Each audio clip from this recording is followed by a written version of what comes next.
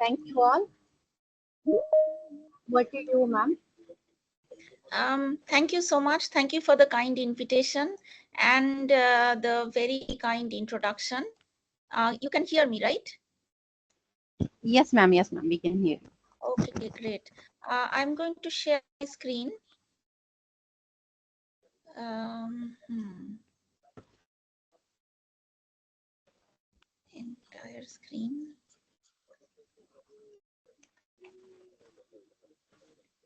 Can you see my presentation? Yes, ma'am. We can. Okay. Okay, so thank you all for coming to this workshop, and it is my pleasure to give the first kind of introduction of the software that we have developed in our group, ANNCI. But mostly, before going headfirst into the software part of it, I'm going to give an idea of why this software is even required. And it's this is actually the kind of a similar talk that I gave in a workshop that I did in CDAC last year. So it's going to be pretty similar because, well, I'm talking about the same software, but from a scientific point of view. So firstly, as Nisha kindly mentioned, that my main topic of interest is in understanding the electronic structure and excited states of biological systems. Now, biological systems are typically pretty large, proteins and stuff. So many atoms will form the biological system. Therefore, there is need for developing some hybrid approaches. Only quantum mechanical methods are not fast enough to deal with it. So hybrid QMMM methods are developed, which we do that in our group. And once these methods are developed, we then apply it to various, interesting scientific problems, chemical problems, and so on. But from the method development perspective, we actually have developed some machine learning based force fields and other force fields based on polarizability. And the topic of today's work is, today's discussion is mostly going to be about quantum mechanical methods can deal with these situations. And here I've mentioned that these situations are strongly correlated. So later on, I'm going to explain what I mean by that and stuff like that. Okay. Okay, so let me, as I mentioned, this is a mainly motivated by the scientific questions. So what are the questions we would like to answer? So the energy need of the day is of course a very big 1 second. Yes, I'm in a talk. I'm in a talk. I'm in an online lecture. Sorry about the interruption. Somebody barged into my room. Yeah, so as I was saying, energy needs of the day is mounting, and for that, newer and newer renewable sources of energy is required. And therefore, we are looking towards solar energy utilization and things like that. So for better usage of solar radiation for our energy needs, singlet fission is a very interesting process. Here, what happens is if you have multiple chromophores or multiple molecules that can absorb sunlight close to each other in kind of like a crystal-like packing, when sunlight falls on it, let's say one of the chromophore gets excited, and when it gets excited, it can actually share the excitation with its neighbor, and now the excitation is spread out over the two uh, chromophores next to each other. And notice over here, it goes from a singlet to a triplet state. That actually makes more than 100% efficiency of absorption, because from one photon, you are actually creating two excited states. And this also allows us to absorb the part of the sunlight, which is not normally absorbed by the traditional solar cell materials. So in our group, we are interested in finding newer such materials. And the way to find such newer materials would be to figure out the mechanism and electronic structure of this process.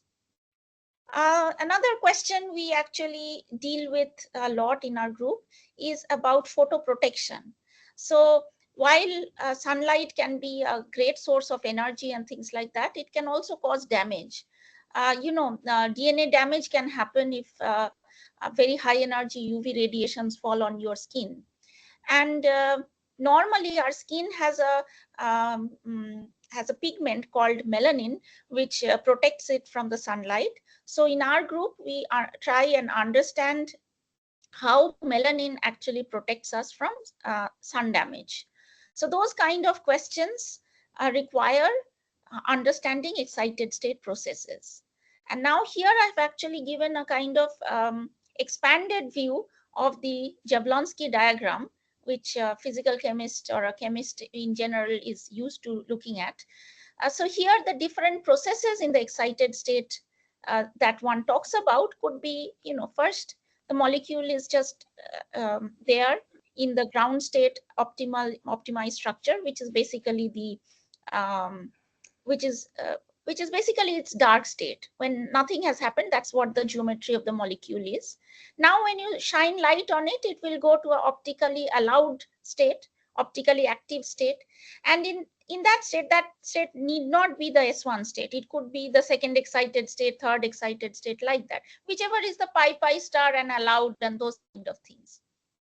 So once it goes to this excited state, now it will kind of follow the gradient of that state, of that electronic excited state.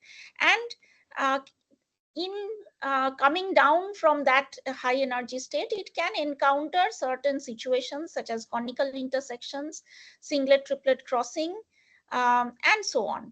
Apart from these non-radiative processes, see, there's no radiation involved. The first radiation, after that, there's no radiation that the molecule has emitted. So these are non-radiative processes. However, there could also be radiative processes such as what we know as fluorescence, phosphorescence, and so on. Apart from these kind of situations that I'm talking about, the molecule could actually undergo some reactions in the excited state and form some new products. So this is the reactant, the starting point.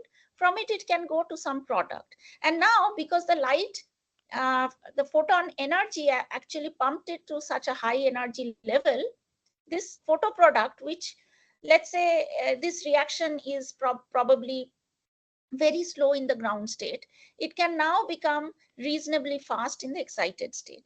So our group is actually involved in trying to understand these phenomena and leveraging it to understand and even predict or engineer new kinds of chemistry out of it. This is actually a rapidly evolving field, and it involves a combination of different concepts, for example, spectroscopy from the experimental side, and from the theoretical side, it's a combination of electronic structure, molecular dynamics, and so on. I'm not going to go into the details of how each of these calculations are done. Rather, I will give you a small example and kind of motivate you towards why we would need ANNCI kind of methods.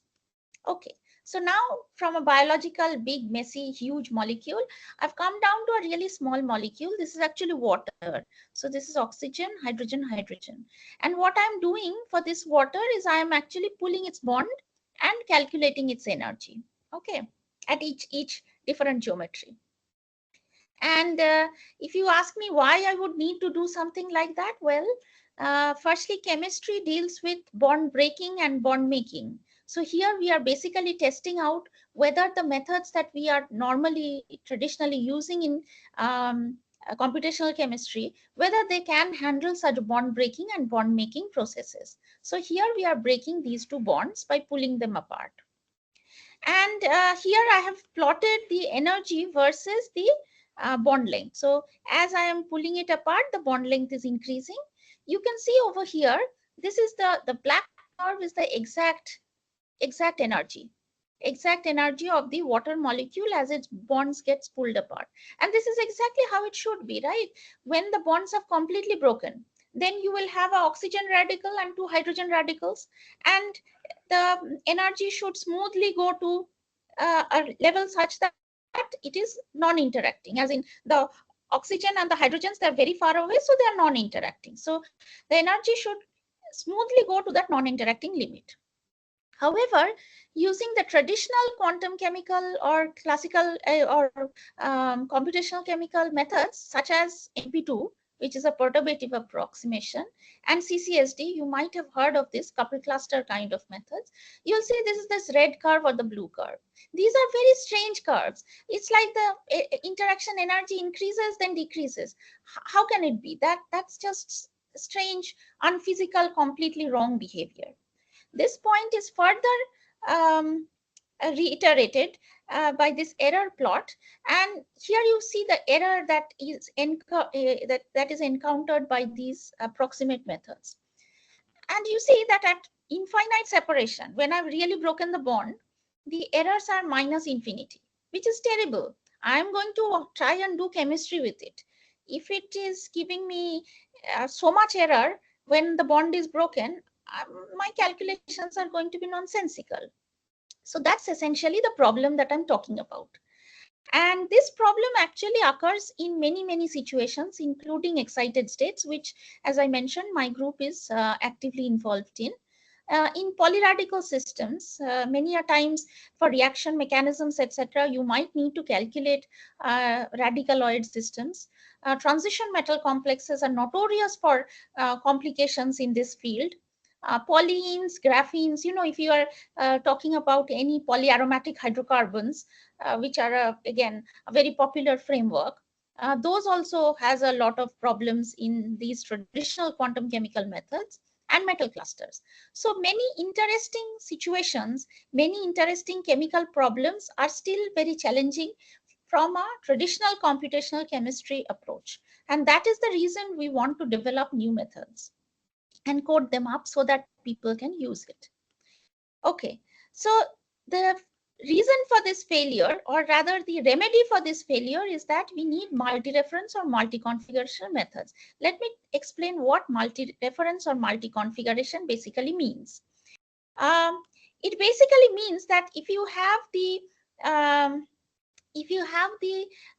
HOMO-LUMO, the molecular orbitals in the valence space that are very close in energy, you would like to then basically our molecular orbital approximations, the Hartree-Fock theory, those approximations break down.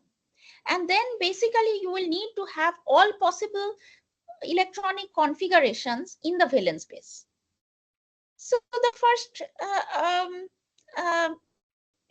instinct of a person would be to say that, okay, valence space is not very big, so I'm going to take all possible combinations in the valence space. Okay, let's see how that looks in these molecules.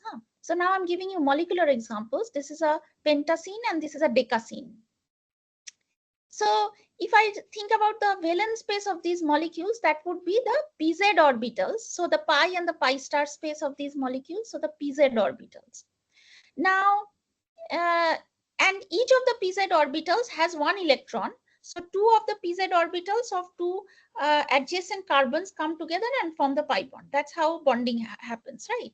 So then I would have, let's say, in the situation where I have 30 pi orbitals, which basically means 30 carbon atoms, which is not very big, right?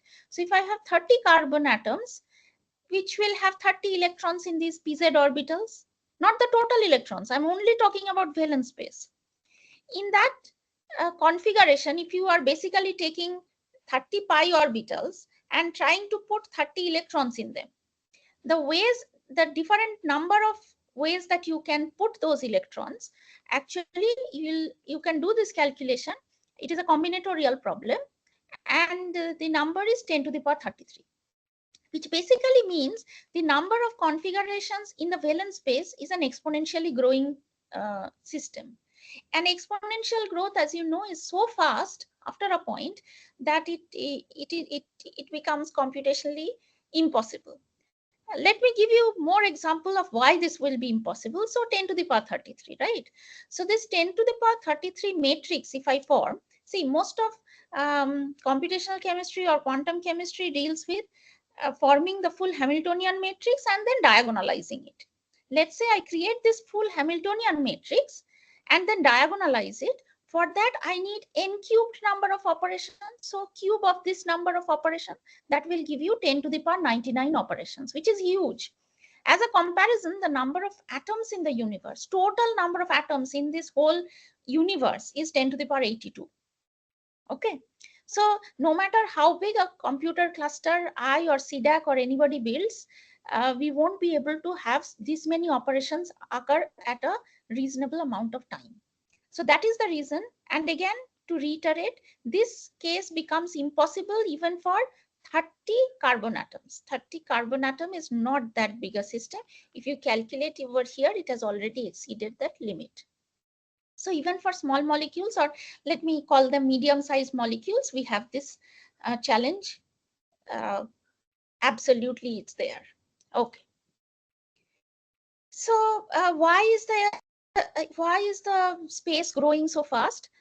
Again, let me give another example of not molecules. Now let me have just sites. You know, like if you have many metal atoms, each of the metal atoms, you can have spin states. And those spins can, in this case, let me say those spins can either be only up or down. So then if you have one site, one metal, one center, the number of possibilities would be 2. So one up and one down. So two possibilities.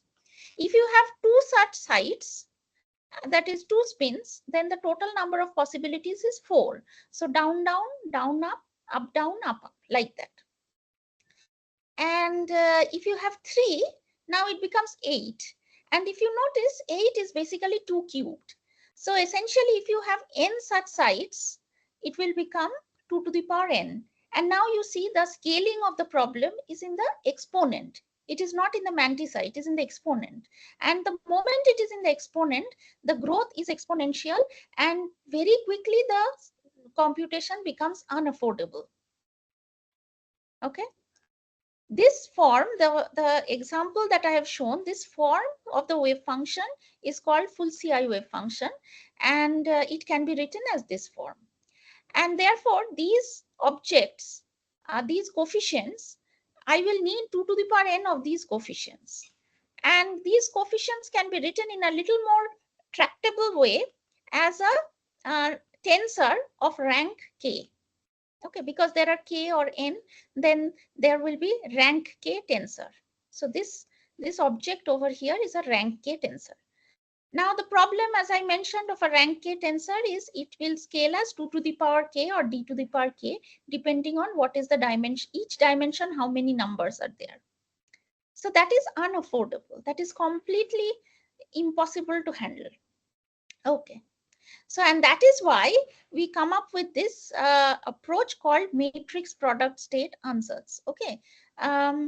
So how can I, so there are 2 approaches. I will show how to solve this problem. One is within the matrix product state, and other is using artificial neural network. Okay.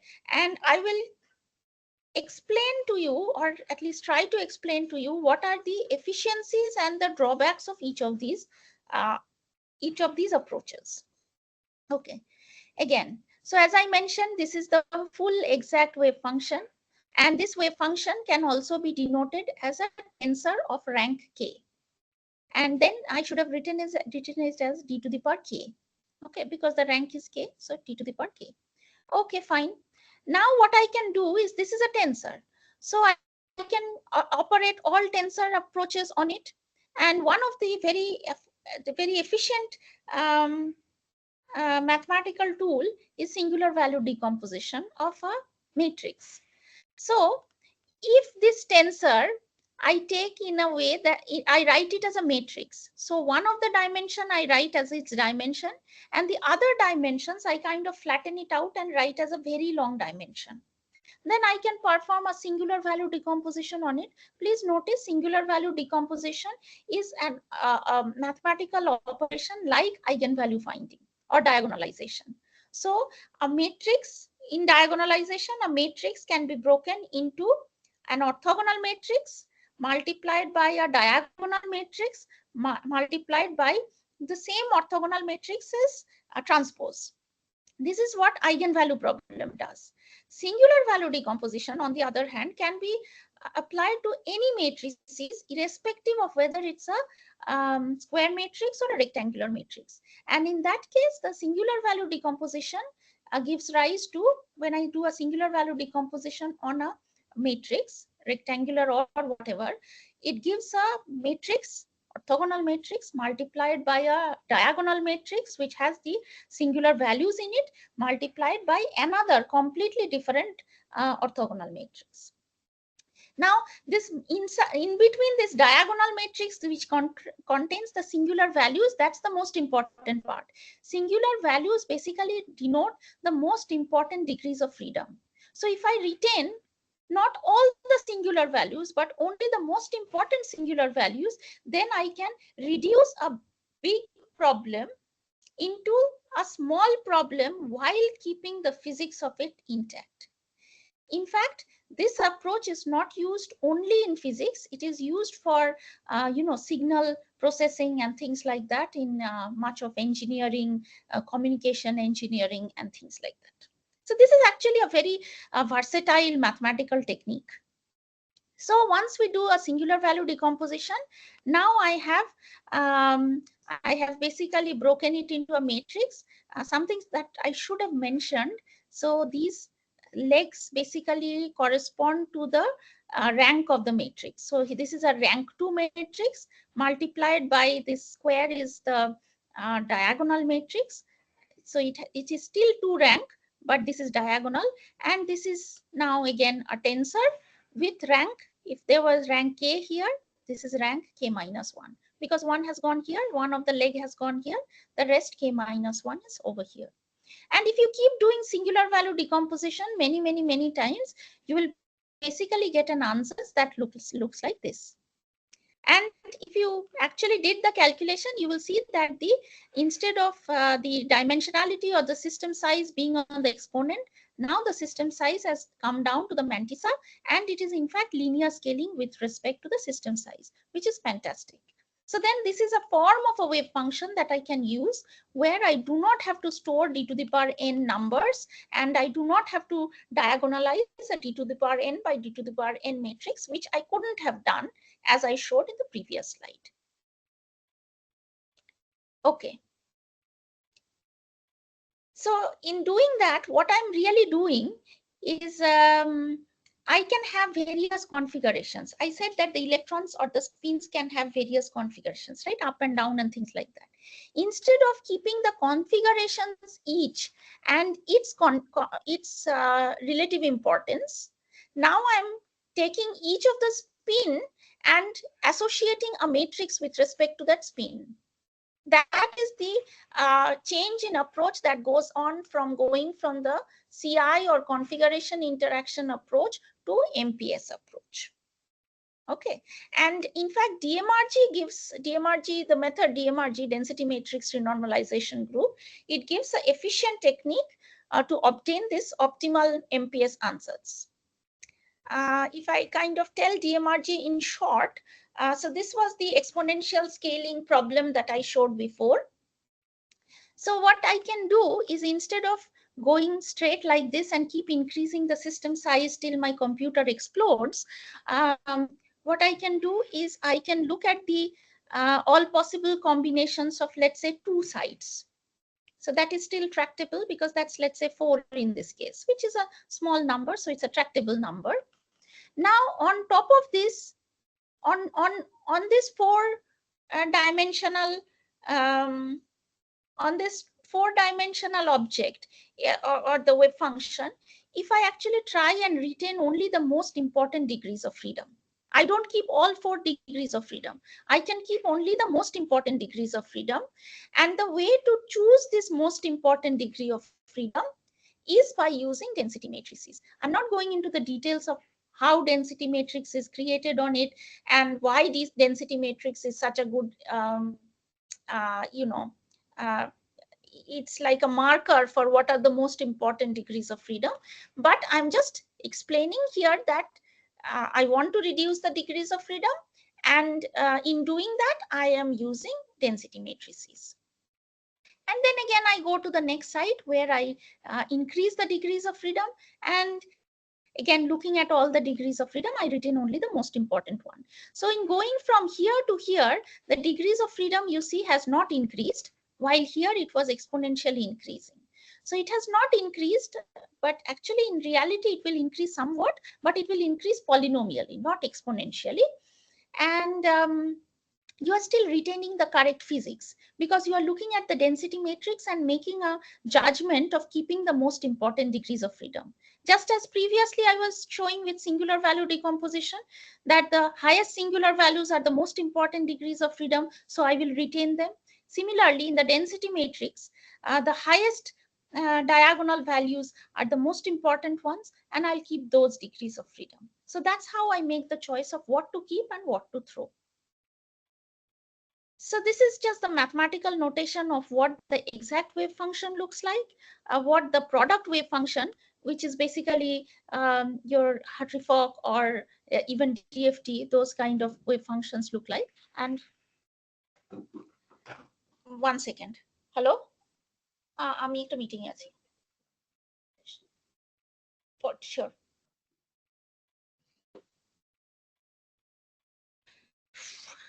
Sorry, there's been too many interruptions, too many things going on. I'm really, really sorry. Okay. So this is the wave function using the matrix product state. And as I mentioned in the previous slide, DMRG gives us a good algorithm to determine each of these matrix product state wave function, not just the form, the numbers inside it, what would I keep inside it, that kind of a thing. And as long as the dimension of the matrix product that needs to be retained is small, this ansatz is actually very economical. So kind of a small result from our group, which was done quite a few years back now. I was showing those decascenes and pentascenes and things like that. So we had taken these acenes molecules and tried to find its singlet triplet gaps. And here you can see the blue curve is the acenes, and the purple curve is this azulene. So azulene is a 7-membered ring attached to a 5-membered ring, and the red one is the fused acene azulene. In this project, we were basically trying to find a small molecule where there is a singlet triplet gap inversion. And we had obtained that using this kind of a motif. But as I mentioned, here these calculations becomes intractable very quickly. So using the approaches that I showed before, we were able to calculate these singlet triplet gaps. Okay, so now that I have posed the problem, I have shown a solution that matrix product state and DMRG can be a good approach. What are the limitations of it? Why do I need to use something like artificial neural network? See, when I was doing DMRG, I was going one site after another, after another, after another, in a kind of linear fashion. However, molecules are not linear always. Sometimes they are linear, but they're not always linear. And when I'm talking about orbitals, they are almost many times they're really not linear. They are all over the place, right? You'll have a s orbital, then a p orbital, then a d orbital. How do I put them one after the other after the other? It's not like putting any number to anything and I'll get a number, get a meaningful value out of it, right? So that's a problem. And this problem is best elucidated if you have a completely two-dimensional system. Let's say in these polyaromatic hydrocarbons, instead of sort of linear, if I had a two-dimensional structure, like a graphene sheet, like a part of a graphene sheet, then the way would be to kind of snake your way through it, and even then you will miss interesting important connections such as 110, 615, and these kind of connections. So DMRG approach for these systems will be challenging. And the reason why it is challenging is actually much well defined from the concept of entanglement entropy, which says that it grows proportional to the area boundary. So if you have a linear chain, if you are breaking it over here versus anywhere, between across this boundary, there is only one connection that is cut. Now, if you take a two-dimensional system, In a two-dimensional system, if you are making a cut of a 5 by 5, you are making 5 cut. If you are taking a 10 by 10, you will have to have 10 cuts. So basically the entanglement entropy between these two layers is growing. And that's basically the reason why you cannot have a efficient matrix product state like ansatz for such systems. So polyaromatic hydrocarbons, which are two-dimensional, will be an issue for the approaches that I've shown before. One-dimensional, fine. Two-dimensional will have problems. When I was thinking about this, I basically came across this paper in Science by Carleo and Troyer. And what they had shown is that tensor product state, not just matrix product state, but general ansatz of tensor product state have very close similarity with something called a restricted Boltzmann machine. At that point, I had no clue what restricted Boltzmann machine is. And I basically figured out that it is a form of a neural network. Okay. And because I didn't have an idea about this specific kind of machine, I thought that, okay, can I map this problem even if not exactly, can I map this problem approximately to an artificial neural network? And can artificial neural network help me choose which are the most important configuration and which are the least important configurations? See, previously I was choosing that using singular value decomposition or density matrix and things like that.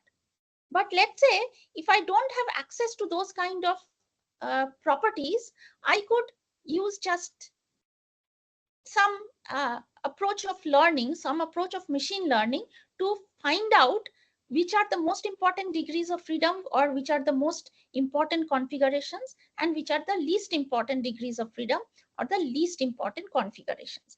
And if I can achieve that, I can already reduce the big full CI problem into a smaller, much smaller CI problem, which if instead of 10 to the power 99 or rather 10 to the power 33 dimensions, if I have something like 10 to the power 6, that I can diagonalize, right? So that's essentially, and a priori if I know which 10 to the power 6 configurations to keep and which of the ones to throw. So that is where our research was leading. So the problem basically becomes, instead of optimization of a function, so the function here is a wave function, instead of optimization of the function using some variational approach, see, most of electronic structure theory is not exactly solvable, right? So all we can do is take a variational approximation and try and solve it.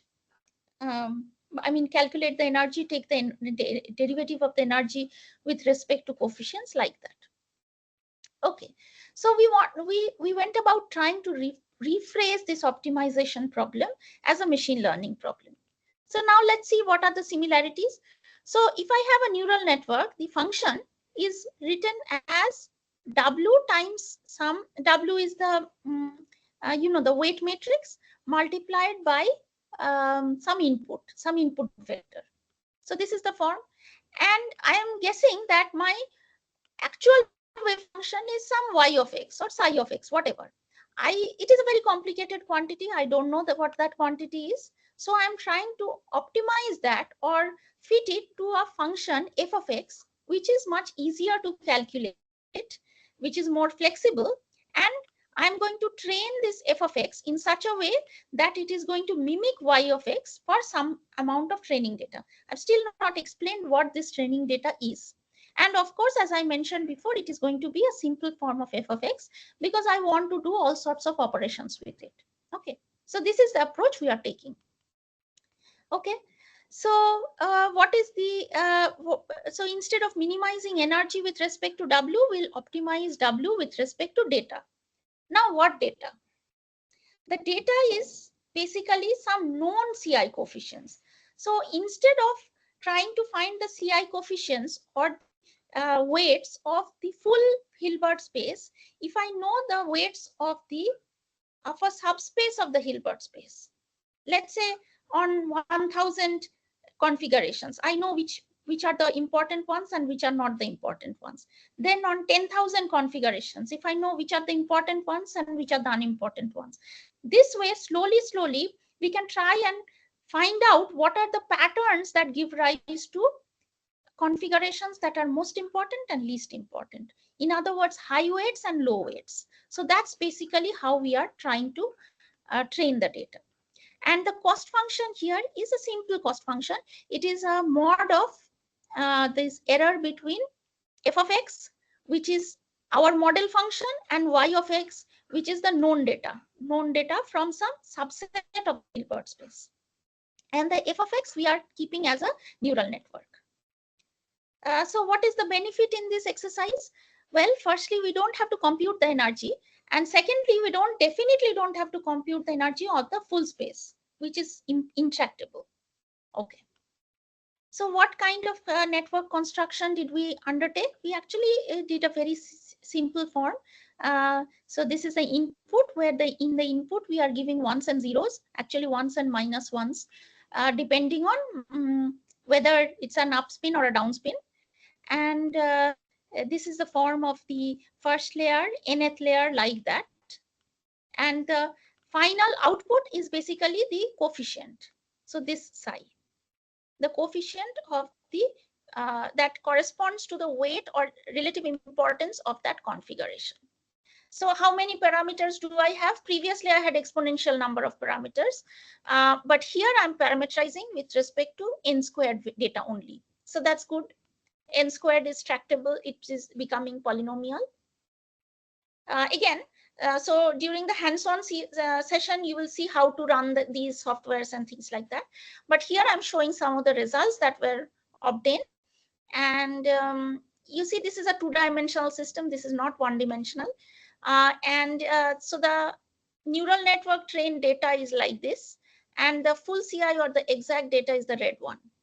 So the neural network trained data can come very close to the full CI data. And I had started training. So the training started very far away. Training started from here, but the trained data gave me this. So that is the efficiency of the ANN-CI approach with respect to full CI, or the exact energy. See, for this system, maybe exact energy can be calculated, but as the system grows, exact energy will be unaffordable. So then ANN-CI is going to give me a very good approximation how I can find the, an approximate value for the exact energy, not the exact energy per se. So here I'm actually mentioning another work, the bond breaking problem. We did this, and actually Kaushik is going to be your instructor for the later part. So let me already introduce Kaushik. He was actually instrumental in many parts of this project. We could do the bond breaking problem. Remember, we started with a problem for water molecule where we could not break the bonds properly. So using our ANN-CI, we can indeed break bonds with a good accuracy. Here you see, now the bond breaking curve is not nonsensical. There are still errors, but those errors are at much lower level. Those are not like it's going up and coming down and doing some crazy stuff.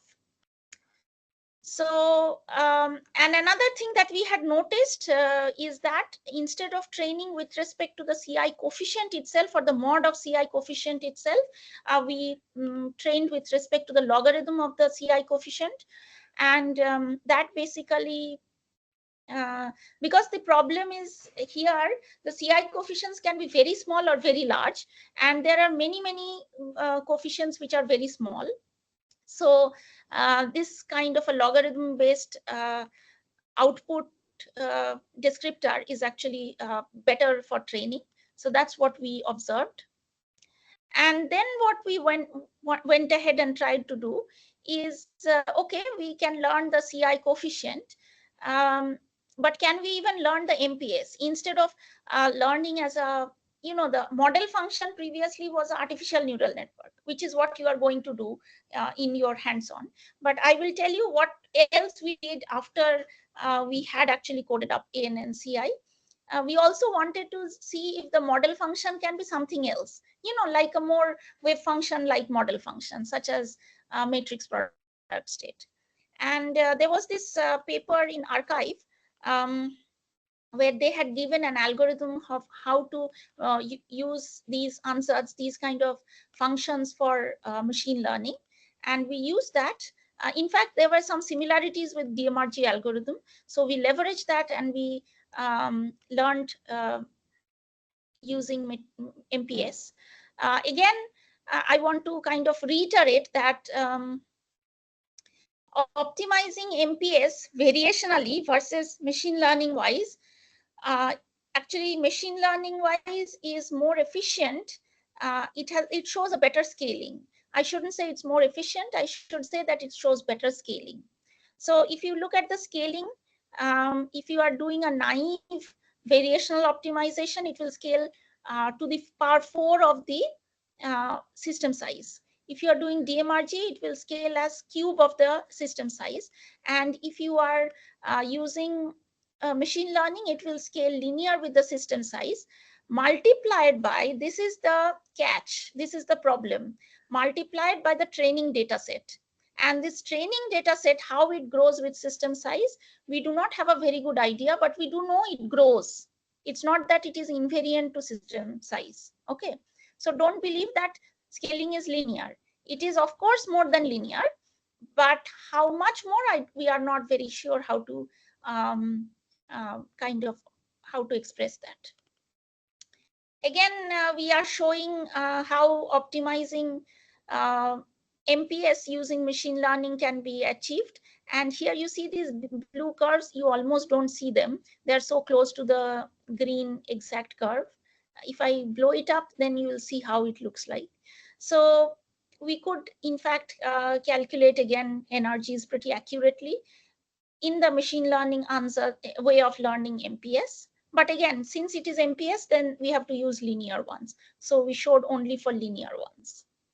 I don't think we'll talk about this part in the hands-on. You'll only be dealing with the KNN CI, which is a much more stabler code. We had developed them quite a few years back now. And CDAC has been helping us to parallelize those codes and stuff like that. Okay, so where are we going from here? The thing that one needs to understand is that systems, real systems are not linear, and they can have very many different topology. They can have different connectivities. They could be two-dimensional, they could be like tree structure, they could be completely haphazard, or they could have other kinds of tree structures and so on. And all of these together actually form the class of tensor network states, not matrix product state only. Matrix product state is only a subset of it. But tensor network states are this big class of functions. And the problem with learning these class of functions as wave function answers variationally is that computation of energy on these are prone to many noise and errors and things like that. There are real computational challenges, which we don't have to encounter if we are training them using machine learning. So that's where we would like to take our methods from. We have started from here, but all of these kind of structures are actually open for our exploration. And we can therefore go from simple to much more complicated and more complicated systems. Here we are showing that we don't need to calculate the operators, and basically energy means you have to calculate the Hamiltonian operator. So you don't need that if you are using machine learning. If you are doing variational, you will need that. So that's the challenge we are circumventing using machine learning.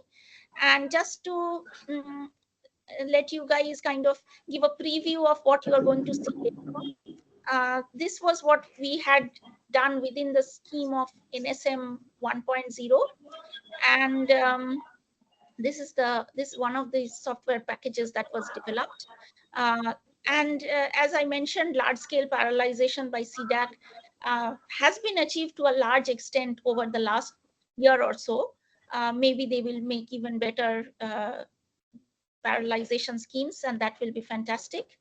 And finally, the future goals of this are, we'll have this basically gives a general purpose electronic structure code, which can be used on large clusters using machine learning capabilities. And as I mentioned in the last few slides, we would like to implement some other network structures and optimize those network structures using machine learning. In fact, machine learning is opening up the door for optimizing using those structures. Automation has been achieved using active learning. In fact, that was the major part of Kaushik's work. So he's a much better person to talk about it than me. And yeah, even some hybrid QMMM functionalities also have been tested within this. Yeah, we can, we can actually start using them for real problems such as the singlet fission problem. And this is a slightly older picture somehow because it was last year's slides pretty much. This is my group, so I need to acknowledge them. And funding sources from NSM is of course greatly acknowledged, and other sources. Thank you.